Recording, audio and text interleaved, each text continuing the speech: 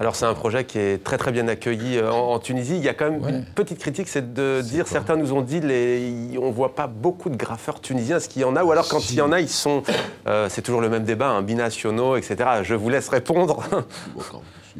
La preuve, la chauffe n'est pas binationale, mais non, au contraire, il y avait entre 15 et 20% de Tunisiens.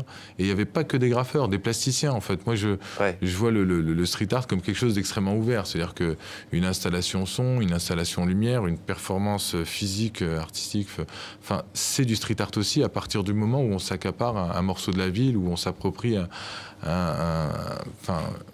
voilà, l'urbain, quoi, tout simplement, avec un concept, quel qu'il soit et quel que soit le médium, quoi. Donc, non, c'est très ouvert. Donc, on a eu des plasticiens qui ne sont pas des graffeurs à la base, mais qui ont intervenu à Djerbaoud aussi. Pour rebondir à ce que vous me disiez, en fait, c'est oui, je revendique ma carte de séjour, en fait, j'en suis fier, j'en suis content.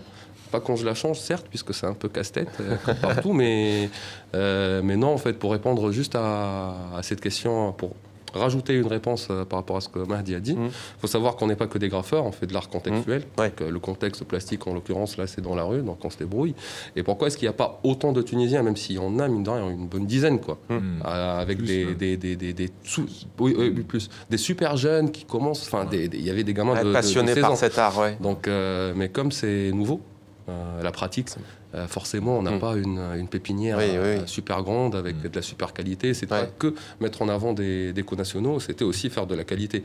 Comme a dit, il voulait faire un truc cohérent qui se tient artistiquement avant tout. Donc c'était la cerise sur le gâteau d'avoir le max de Tunisiens. Mais si c'était pour faire le max de Tunisiens en Tunisie, il aurait fait autre chose.